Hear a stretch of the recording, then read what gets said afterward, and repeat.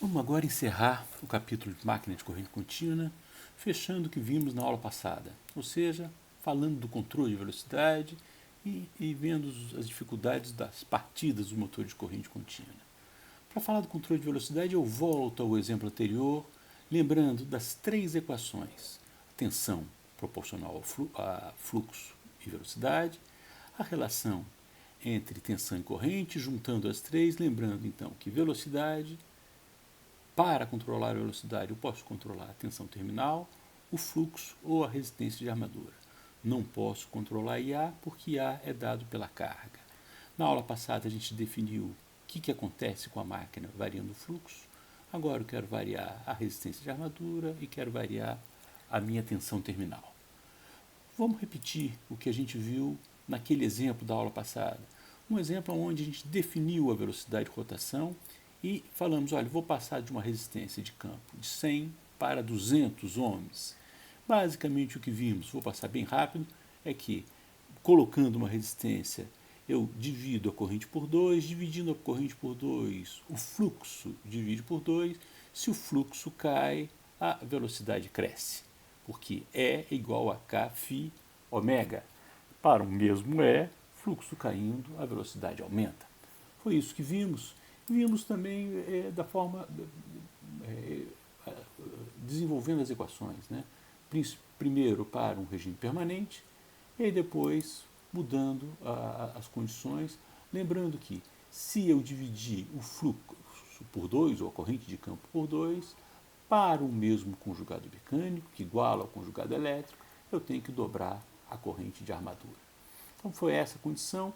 É interessante a gente observar naquela equação que a gente viu, conjugado versus velocidade, quando eu dobro a resistência de campo, a minha declividade dessa curva, o ponto para ômega igual a zero cai à metade e o ponto para conjugado igual a zero vira o dobro. E é isso que a gente viu naquela curvinha, né? Eu estava na minha condição inicial aqui, passei para essa condição, eu saí de uma velocidade de 187 radianos por segundo para 312. Vamos agora partir da mesma situação e tentar entender o que acontece quando eu coloco um reostato de campo, desculpa, um reostato de armadura, aumento a resistência de armadura desse meu motor. Volto à situação inicial e eu quero saber o que acontece quando a gente coloca um resistor de 5 ohms. A gente pode ver da nossa equação, da nossa relação conjugado-velocidade, que se eu aumentar RA, a declividade da minha curva vai cair. Mas mais importante do que isso é lembrar que se o meu conjugado permanece constante, se eu não variei o fluxo, a corrente de armadura permanece constante. Então, aumentar a resistência externa basicamente significa diminuir V menos RI, diminuir E. Se eu diminuo E para um fluxo constante, evidentemente a velocidade cai rigorosamente na mesma proporção. Então, aumentar a resistência de armadura significa diminuir a velocidade. E é isso que a gente vê na nossa característica conjugada de velocidade. Saímos da posição inicial e multiplicando por 6 a resistência da armadura, a gente divide por 6 essa escala, portanto eu consigo, botando um reostato em série com a minha armadura, eu consigo controlar essa velocidade, eu consigo controlar ela de 0 até a sua velocidade máxima, porque eu não estou atuando no fluxo. É interessante ver que então é um controle barato e fácil de se fazer. O contratempo, o problema desse nosso controle de velocidade está relacionado ao rendimento. Se eu repetir o problema, né, calculando o rendimento nas duas situações, esse aqui é o caso base, a gente percebe que tanto V quanto I permanece constante, portanto a potência de entrada no caso 1 e no caso 2 permanecem a mesma.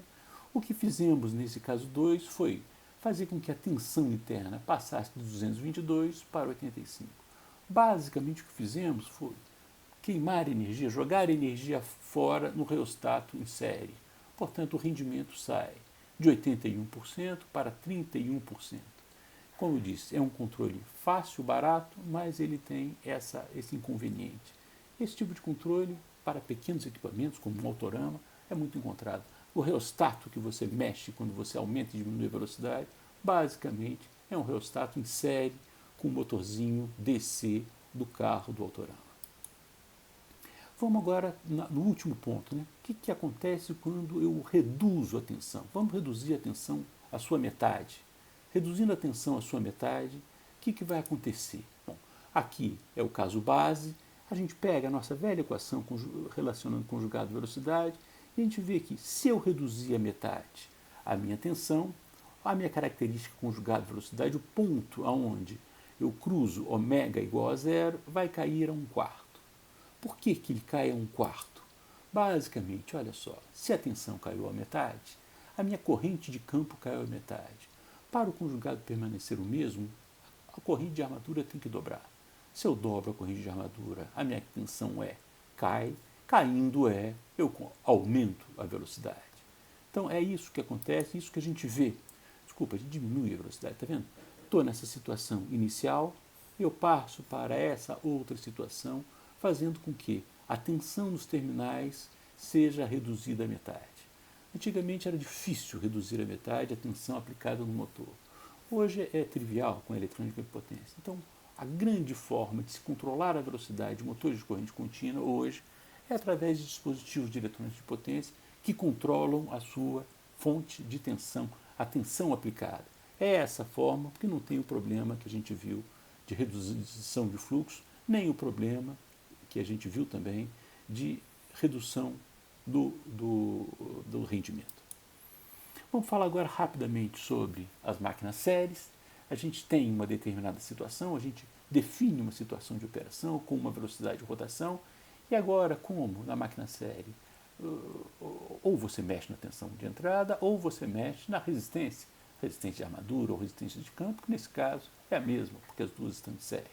Eu vou botar um reostato em série com o meu circuito de 10 ohms para ver o efeito desse reostato na velocidade.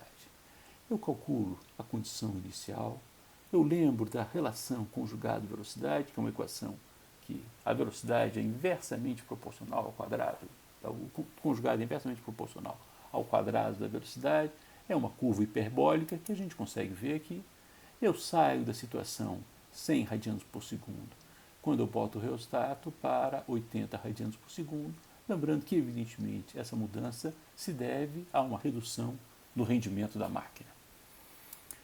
Se eu pego essa mesma máquina e aplico uma redução na tensão, o cálculo é rigorosamente o mesmo e as novas características estão apresentadas aqui, fazendo com que minha velocidade saia dos 100 radianos que eu tinha definido em regime permanente para alguma coisa em torno de 50. Portanto, é um controle muito utilizado. O metrô de Brasília, quando usava a máquina de corrente contínua, ele tinha uma fonte de tensão controlada que alimentava uma máquina série, e essa fonte de tensão controlada reduzia a tensão para controlar a sua velocidade. Para terminar, vamos falar então da partida do motor de corrente contínua. E a partida é uma situação muito particular, onde, evidentemente, a velocidade é igual a zero, portanto, a tensão interna é igual a zero. Quando a tensão interna é igual a zero, quando você aplica uma tensão V no seu motor, o que acontece é praticamente um curto-circuito, porque é igual a zero e a gente constrói a máquina com RA bem pequenininho. O que eu faço, então, para que essa corrente não seja uma corrente muito grande? Não tem jeito, são duas soluções possíveis. Ou tem uma fonte controlada de tensão, que é a forma mais comum, ou ajusto uma resistência. Certo? Alguns livros fazem uma coisa sofisticada para calcular essa resistência, mas hoje o que é mais usado é uma tensão controlada. Vamos ver como é que fica só para mexer em RA, basicamente colocando vários resistores em série, com um contator em paralelo, e à medida que a velocidade vai aumentando, vai aumentando, e A vai diminuindo, e eu vou cortando esses resistores até tirar completamente, para não perder muito rendimento da minha máquina.